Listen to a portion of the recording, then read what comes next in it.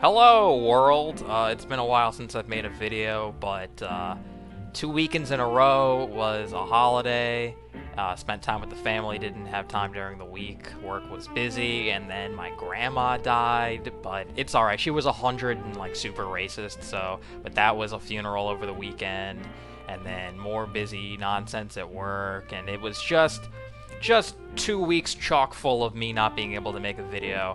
And then, of course, I realized that the video I wanted to make, which is inducting Fort Frolic from Bioshock into the Level Design Hall of Fame, has already been done better than I will ever do it by Mark Brown on the Game Maker's Toolkit, which is maybe the best video series on game criticism I have ever witnessed. And of course, I'm gonna link it, and of course you should watch it, and of course he's smarter and better, and is a better talker because of his fucking accent. Everything about it just makes me jealous, because he does everything so goddamn remarkably better, and it's hard in the age of the internet to, like, put out, like, good new ideas and interesting ways of phrasing things, and interesting ways to sort of perceive and stuff, and just there's always someone doing it better. And I always hear advice, oh yeah, just put out your own stuff and make find your own voice and just do it. And it's just like, but no one gives a shit. There's just too much fucking content on the internet. But I'm on enough Zoloft to kill a small horse, so here I am, making another video just because I am bored and need to do something with my life. Anyways, this level makes me satisfied, more so than doing this video. Fort Frolic is the best level of Bioshock, and Bioshock is, arguably, it's the best game of that generation. I think Bioshock is just fucking masterful everywhere. Of course, I would say that. I always say hyperbolic things. I only do videos on games I love and are obviously loved by everybody, critically praised to the high heavens. Like, there's no real, like, hidden gems that I can, like, throw at you that you haven't already witnessed before. But it just feels so wrong to do weird levels for the Level Design Hall of Fame instead of just going for the obvious ones, and this is such an obvious one, in a game that is just chock full of great scenes and moments and levels. This is just the end-all be-all. This is my favorite section of the game, and it's both a mixture of the story and how this is like this cool little sectioned off mission in between, sort of right in the center of the first half of the game being a big mystery and the second half of the game being like a big deconstruction of game stories. And it's the prettiest, and it's the most colorful, the most lively, it's the funniest. And it is just, like, obviously the most sort of stand out part about this game, of a world that is falling apart and leaking and sort of just tragically ugly and beautiful at the same time. This is just straight up fucking gorgeous. And Sander Cohen is terrific, and you can make of him what you will. But just from, like, the standpoint of what you're actually doing quest-wise is just the most unique and interesting out of anything you'll do in the entire game. It's not like a huge departure, but, like, it just happens to sort of change things ever so slightly with having to do Cohen's whatever the hell he wants you to do, like being at the mercy of his whims and taking photographs of the people who have wronged him, and finding out more about what was sort of going on behind the scenes with him and Andrew Ryan, and the whole, like, Frozen section, and it just, like, there is just so many, like, perfectly paced things along the way that make this goddamn level so memorable. And for me, it's actually just the layout of the level, like the big circular sort of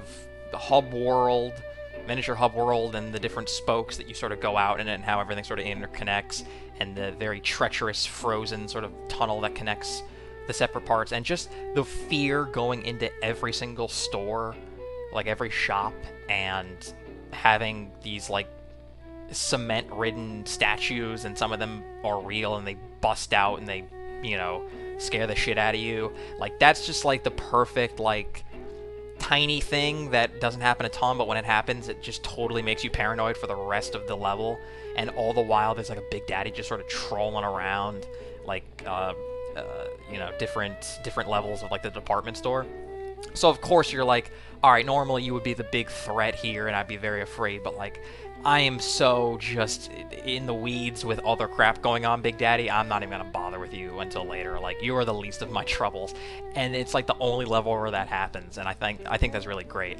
I also feel like there's like more areas in the shops and stuff to lay traps, so I feel like it's the most methodical that you can sort of be. Like, it's a good ways into the game where you have a lot of powers, and it really gives you a lot of opportunities to like hack the flying security robots and turrets, and just use the elemental powers and stuff, and you can get really into the crossbows and setting the traps for not just like the splicer ambushes in each store, but just like the Big Daddies that are just sort of like walking around while there's a lot of other crap going on, because sometimes you'll want to like just isolate them and just fight them in one part of the game, but like not really super easy to do in Fort Frolic. And there is just something so delightful about Epstein, the fortune teller, like right at the beginning. God, I love him. That just, you know, it's just, there's this nice dark humor. It's just, everything is sardonic. It's Sander Cohen being fucking super weird and artful, and the neon colorful signs and capitalism and selling you stuff, and the strip club and the casino and all the fancy shopping and all this stuff.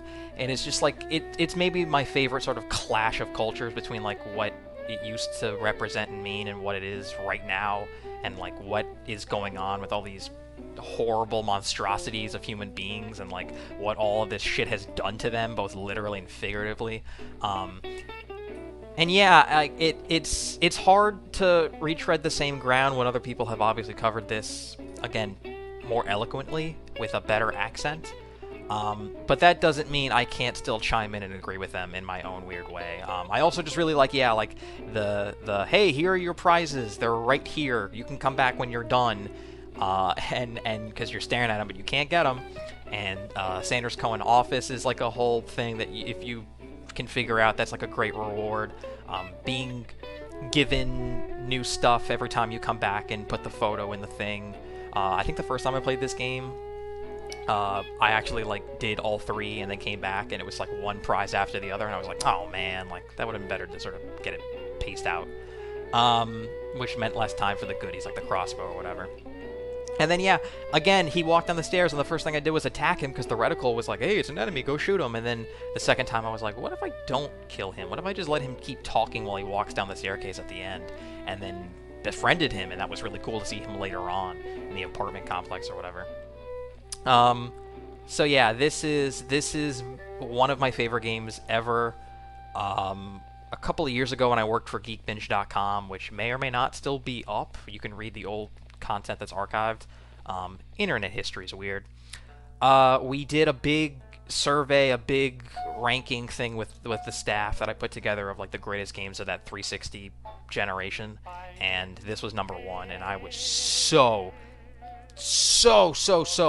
on the train of we need to make this number one. This is just not only a masterpiece of epic proportions and obviously had a large influence on things going forward, but I just like playing this game so much. Like everything about this game, it just like speaks to me as someone who just likes the mechanics, like listening to the audio tapes and finding all the secrets and upgrading all your stuff. Like just like every single bit of the actual core of the game, like it's just like that's just my favorite. Like it's just like that's just comfort food. It's like, oh yeah, I would totally do this in any other location with any other sort of story, but it just happens to have all of the best everything: art design, you know, music, characters, voice acting, all this stuff.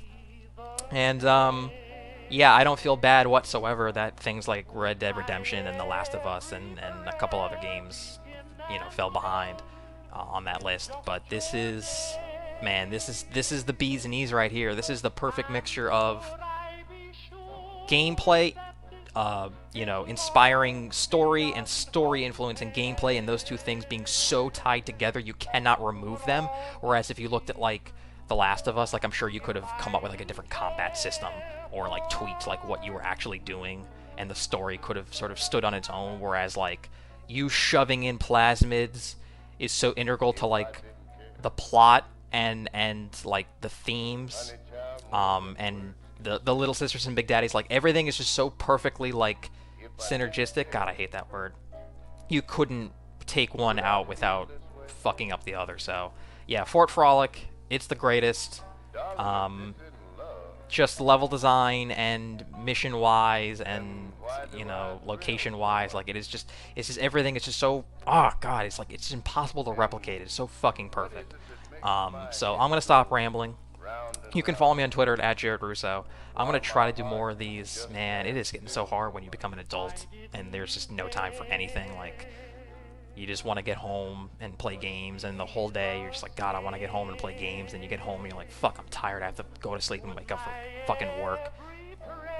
It sucks. It sucks so bad. But yeah, so hopefully I'll do more Level Design Hall of Fames, and once E3 starts revving up, doing more videos on other nonsense, on the other series, which you probably don't give a shit about if you're watching to the end of this. I have another series other than Level Design Hall of Fame. It's called Experience and Content, which is literally just whatever comes into my brain, and it's most likely just a weird satire, jokey thing.